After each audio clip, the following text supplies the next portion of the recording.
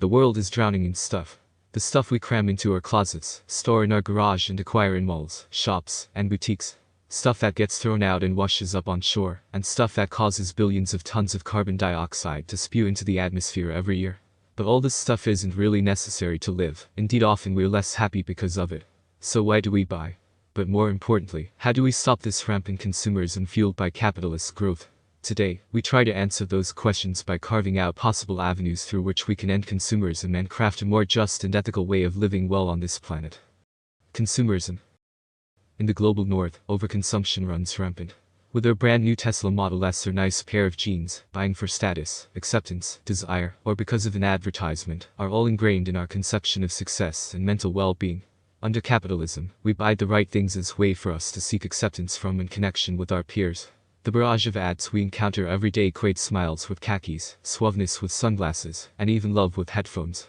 But this drive to purchase that new Swiffer wet jet or that new car is not an inherently biological trait. Our quest for more or relentless overconsumption is a symptom of capitalism, an economic system reliant on constant growth in order to create profits. For a business to succeed, outcompete others, and ultimately rake in more profits, it must grow. One of the brainchildren of this profit growth imperative is advertising, a way to make new and useless products seem fresh, exciting, and even essential. That new iPhone, Bose noise-canceling headphones, and basically all of fast fashion, are the epitome of this phenomenon. This advertising is not telling you what the company's products are, but instead, what you could be with their company's product. In this way, the products of the capitalist profit machine are foisted onto us, the consumers, as life-altering goods that, in reality, change very little of our material circumstances. In short, capitalism needs to make more and more shit to remain effective, so corporations transform these products through marketing from goods that don't need to exist into necessities, in order to get us to eat up what they're making. But more consumption and more income does not equate to more happiness. In fact, this phenomenon is called the Easterlin paradox. Studies reveal that after our basic material needs are met, any additional consumption does little to improve happiness. In addition to its impact on individual self-conception and mental health, capitalist overproduction and subsequent overconsumption, especially in the global north, drives massive waste, emissions, and pollution. A country's rise in emissions correlates strongly with their growth in GDP. Same with energy consumption and production. The capitalist growth model is incompatible with a zero-carbon world. A fact which has been on display in the failures of decoupling strategies that try to use renewables and techno-fixes like band-aids over a gaping wound. We know that decoupling doesn't work when we look at South Korea's emission growth after their green growth initiatives in 2009. And we can see it in the fact that even though renewable capacity is at an all-time high, so too is fossil fuel capacity. We're emitting more than we ever have. Decoupling strategies just don't adequately address the overwhelming scientific evidence that recognizes we need drastically reduce emissions quickly if we are to stay below 1.5 degrees Celsius of warming. So, if the capitalist growth profit economy can't exist alongside a zero-carbon, environmentally ethical one, what other options do we have? The degrowth solution under the pressures of capitalism and consumerism, certain people are grasping for some form of release valve. Whether it be minimalism, zero waste, or slow living, those with the privilege to do so are working to carve out some respite from the unhappiness of capitalist alienation. All of these lifestyle choices correctly recognize the detrimental effect of capitalist consumption on life and environment, but they lack a structural approach that recognizes the importance of both the individual and the system. This is where degrowth comes in. Degrowth positions itself in an anti-capitalist framework that seeks, in the words of Professor of Human Geography, Mark Whitehead, the downselling of production and consumption in a way that increases human well-being and enhances ecological conditions and equity. Essentially, degrowth calls for a realignment of the economy from one based on overconsumption and obsessive accumulation to one that produces goods to satisfy real needs like housing, health, education, transport, and arts. At its core, degrowth seeks the dramatic contraction of rich countries to allow for an increase in well-being for poorer countries. Models show that a world population of 10 billion people cannot exist on this planet living the current capitalist North American European lifestyle. It now takes the Earth 1 year and 8 months to regenerate what we consume in a year, and by we I mean the richest 10% of the world, who are responsible for 50% of carbon emissions.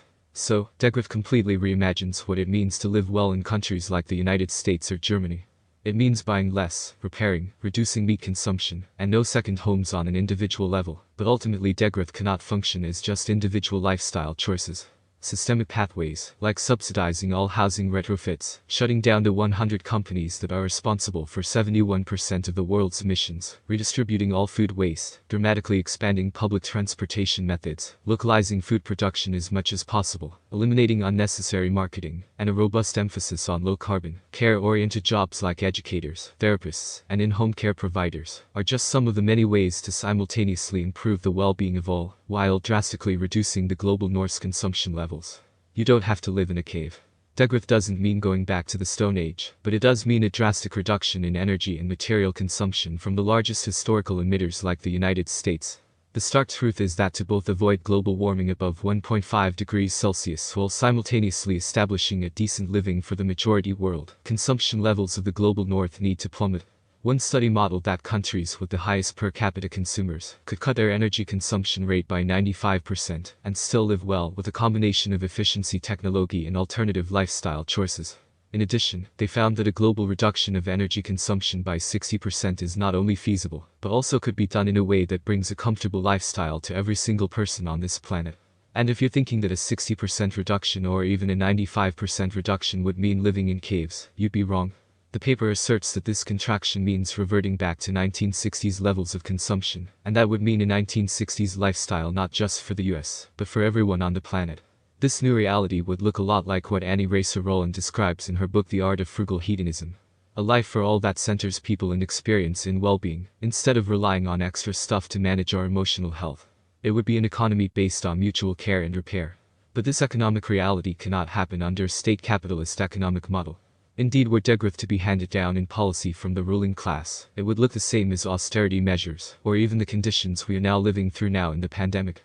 Because, under capitalism, no growth means recessions, the consequences of which inevitably fall on the working class and the marginalized.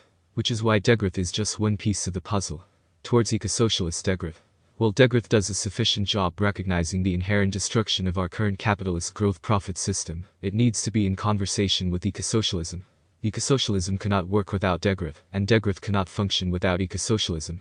A synthesis of the two creates a steadier path away from capitalism. The seizing of the means of production by laborers and the masses, and the subsequent full democratic control of the workplace and the state, is essential to implement any measure of degrowth. Reducing consumption must bubble up democratically from the many, otherwise it can quickly fall into draconian measures of economic oppression. Which is why eco-socialism is essential. It allows for the reconstruction of the economy not based on profit and ultimately endless growth, but one based on needs ultimately handing the working class agency and liberation. In the words of Marx, without a constant need for work in order to live or to have, we can actually start being. We can start asking questions like why do we burn 800 million gallons of gas every year in the US just to mow our lawns, when we could have an abundance of communal gardens instead? Why does work need to be the thing that defines our life? Why is it so much easier to buy than to repair? Faced with the realization that capitalist decoupling is not working as we continue to increase global consumption, an eco-socialist degrowth intervention must happen. After all, what could be more enticing than a life with more time to be with the people you love and do the things you want to do?